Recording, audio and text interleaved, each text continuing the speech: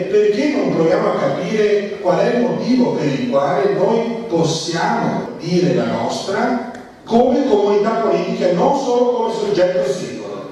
Di recente il governo italiano ha proposto un ricorso alla Corte Costituzionale nei confronti di quella legge che permetterebbe l'istituzione del referendum consultivo alla comunità veneta. Ecco, io non vi dico come è fatto il ricorso perché dovremmo, dal punto di vista giuridico, sorridere. Sono qualche facciata, debolmente strutturata e viziata da pregiudizi ideologici. Non voglio parlare di questo.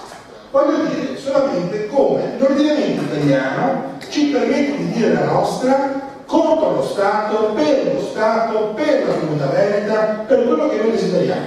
Dico solo una questione. Legge numero 85/2006, così da anche dei numeri che non sono a caso. Cosa dice la legge del 2006? Quindi parliamo di 8 anni fa. La legge del 2006 ha modificato alcuni articoli del codice penale. Ne cito solamente uno, l'articolo 283, chi registra, chi si segna, se lo può notare, lo può vedere anche in internet. Cosa dice questo articolo dopo la modifica di quello che era l'articolato precedente che veniva dal codice dopo, quindi dimostrazione fascista? Chiunque con atti violenti commette un fatto diretto o idoneo a mutare la Costituzione dello Stato o la forma di governo è punito con la reclusione non inferiore a 5 anni. Quindi questo cosa vuol dire a noi oggi, dal punto di vista giuridico, meglio, dal punto di vista della libertà di ciascuno di noi, che lo Stato, almeno dal 2006, che sono leciti e quindi legittimi tutti gli atti contro l'integrità, l'indipendenza, l'unità dello Stato, che siano compiuti senza violenza. Cioè atti come il nostro, no? Forse qui non spieghiamo l'integrità dello Stato, ma diciamo che forse l'integrità dello Stato non c'è mai stata, come ha detto chi ci ha preceduto, no? Non c'è mai stata realmente. Ma dirlo qui non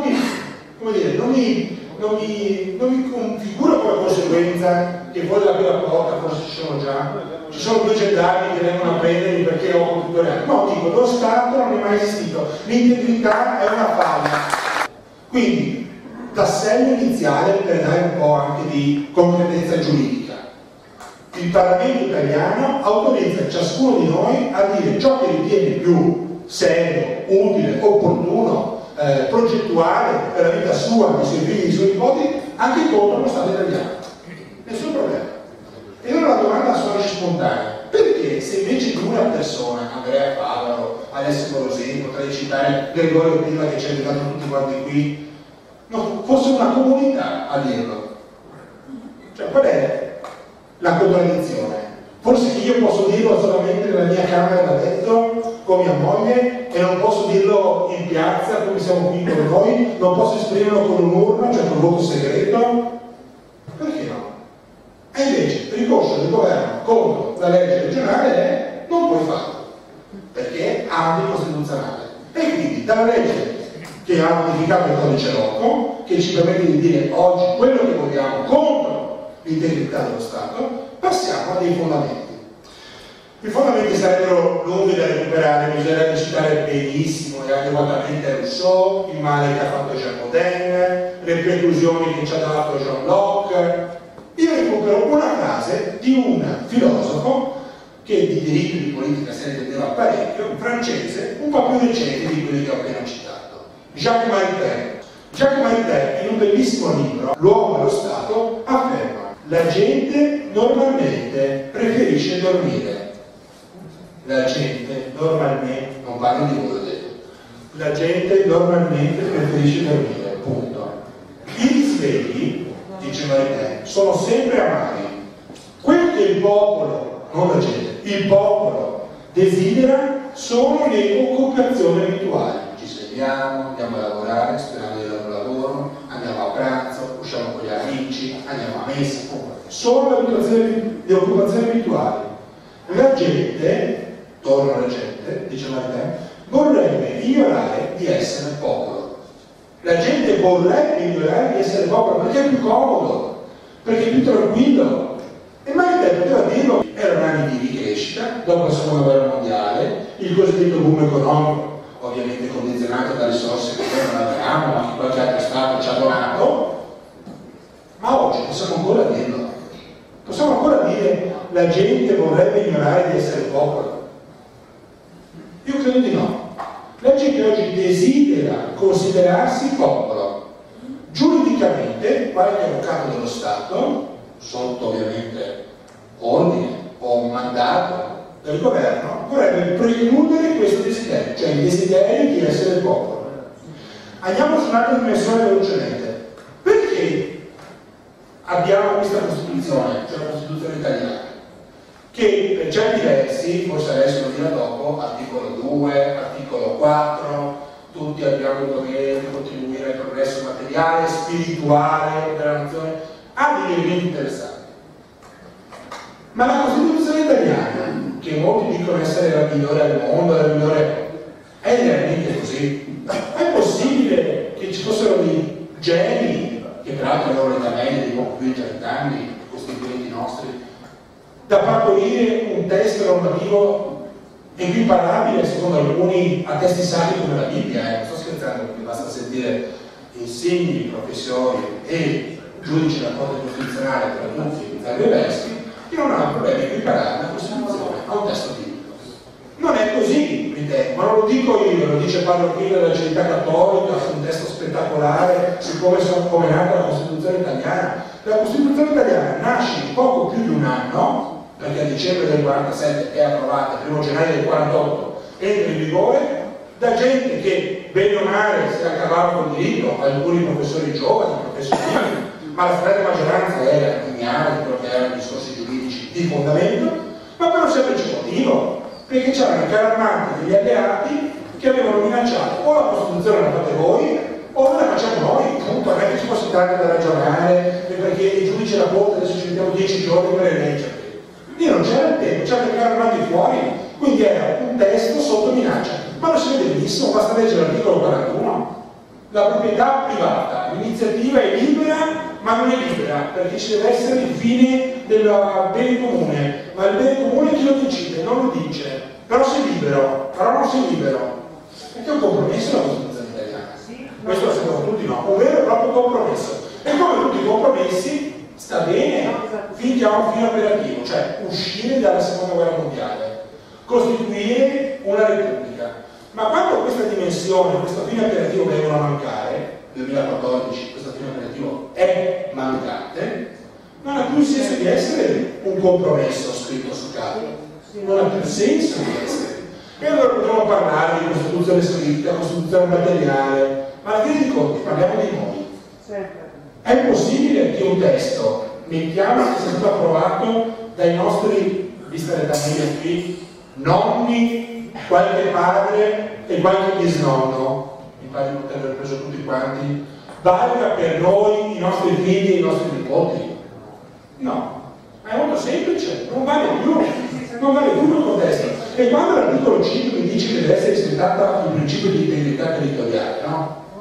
Bene, abbiamo dei, come dire, provvedimenti giuridici di importanza enorme, fondamentale, tra tutti il parere della Corte di Giustizia Internazionale sul caso Kosovo, che ti dice che il principio di integrità territoriale è un bel principio, ma il paragrafo 80 cosa dice? Che è un principio che devono rispettare gli stati che hanno sottoscritto la Carta dell'ONU. Ora, l'Italia in merito non abbia sottoscritto la Carta dell'ONU.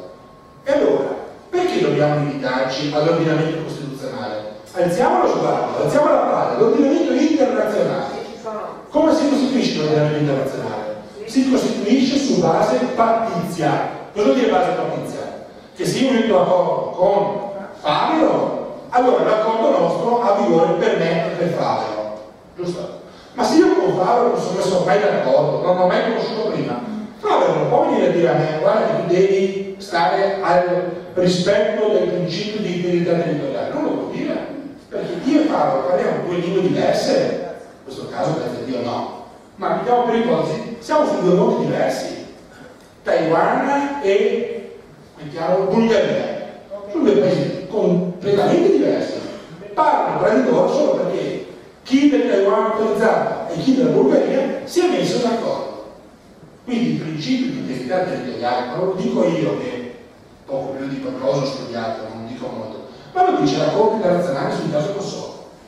Qualche anno fa, sapete, addirittura più recente della riforma del codice penale che ho appena citato, ti dice che il principio può essere, come dire, imposto solo chi ha sottoscritto la carta. Il Veneto finora non l'ha sottoscritto. L'ha sottoscritto l'Italia, certo, quindi cosa vuol dire? L'Italia non può invadere la Francia. Va bene, perché c'è il problema della seconda guerra mondiale, anche con i nazionalsocialisti l'avevano sciolto in Europa e non solo loro. Quindi l'Italia adesso non può invadere la Francia ed è reciproco. Ma il Veneto può essere limitato nel determinare il presente e il futuro? Io credo di no, ma giuridicamente credo di no. No, sulla scorta di quello che ci ha detto prima adesso sul dato economico, mi verrebbe da dire cosa stiamo aspettando. Sulla scorta di quello che ci ha detto sul dato storico, mi verrebbe da dire ma perché non abbiamo rispetto dei nostri dati? Ma parlando dal punto di vista giuridico, non c'è un limite al riconoscimento del principio, che torna la cifra iniziale, di autodeterminazione.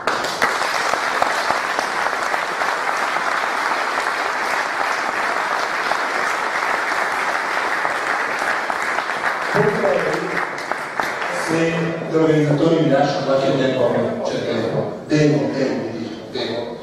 Potrei andare avanti su Carta di Montevideo, Carta di Helsinki, ma sono tutti nomi per dirvi che c'è tutta una storia di questo principio di autodeterminazione che ci permette di riconoscere che il presente che noi oggi qui vogliamo affrontare è un presente di libertà. Qualcuno di voi vorrà l'indipendenza, qualcuno di noi vorrà l'indipendenza.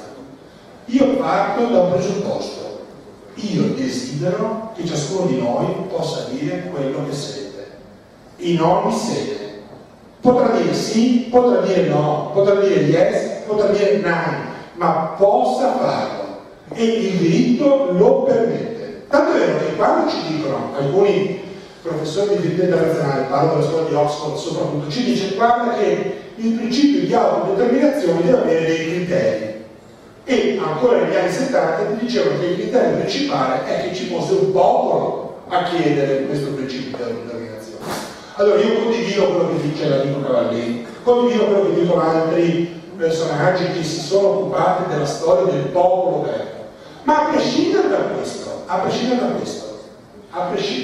oggi non è più nemmeno necessario il presupposto dell'esistenza di un popolo oggi, perché ci sono stati in Europa nel Novecento, ricordiamolo, sono nati per il principio di autodeterminazione 25 stati europei, 25 in 100 anni, uno ogni 4 anni.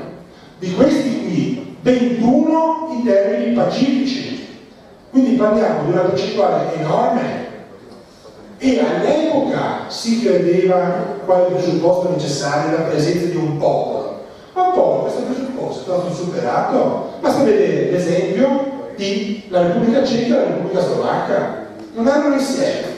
Molti di voi hanno studiato i sussidiari dalle medie e superiori che c'era la Cecoslovacchia. A un certo punto cade il muro di Berlino, non c'è stato più un problema di dire guardate che i cechi vanno con i cechi, i slovacchi vanno con gli slovacchi, non che ci fossero motivi etnici, forse c'è motivi religiosi, nemmeno, motivi culturali, ma manco mai.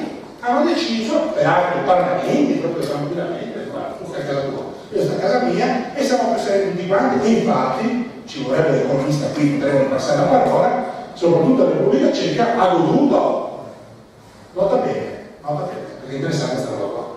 L'Europa, la paranoia dell'Europa, ci è stato detto che anche sta entrando, attenzione in Europa, cioè. Ma sapete che la nato dell'Europa è proprio degli italiani? Assolutamente degli italiani. Sapete qual è la percentuale di slovacchi che hanno votato l'ultima elezione europea? Il 18%. Il 18% degli slovacchi è andato a votare le europee. Questo cosa vuol dire?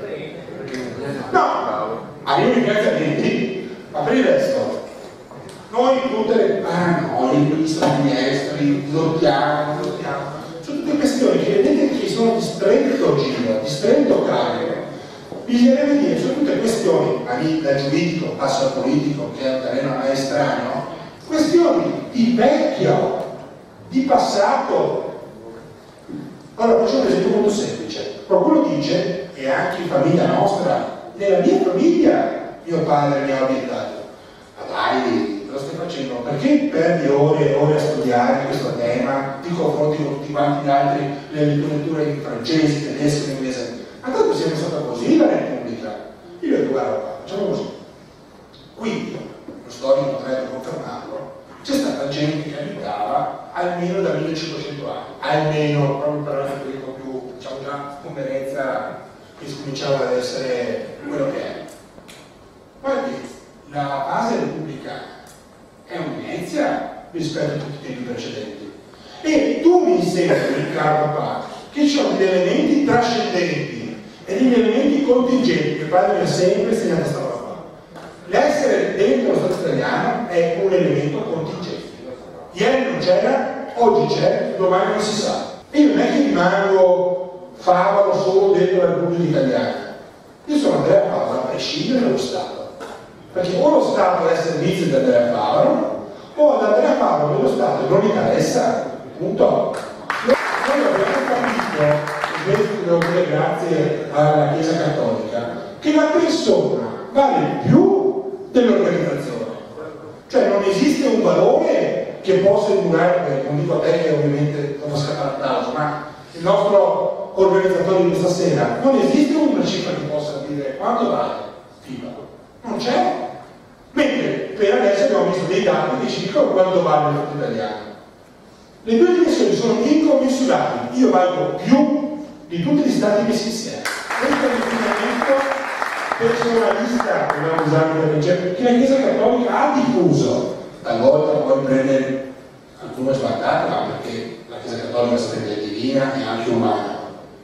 Ma di per sé questo insegnamento noi lo abbiamo dentro. La rivoluzione francese poi si è fatto tutto suo in termini laici, ma noi lo viviamo oggi. Tanto è vero che ciascuno di noi adesso, più di 400-500 anni fa, ha rispetto dell'opinione propria. Non abbiamo la fiducia scontata in quello che il governo ci dice. In questo governo non ce l'abbiamo proprio, ma gli ultimi governi sappiamo. Ma non perché io sono da una parte o dall'altra, non mi interessa, proprio questione logistica. Noi abbiamo almeno 3 governi non eletti. Almeno 3 governi non eletti. Quindi questo è il fallimento della democrazia. Non ci vuole un genio per capirlo. E questi governi non eletti si oppongono a fare una comunità fuori dal governo. Qui finisco davvero citando un veneto che nasce a Pieve di Solico, si forma alla facoltà di giurisprudenza di Padova, che all'epoca era uno dei migliori, e si chiama Giuseppe Toniolo.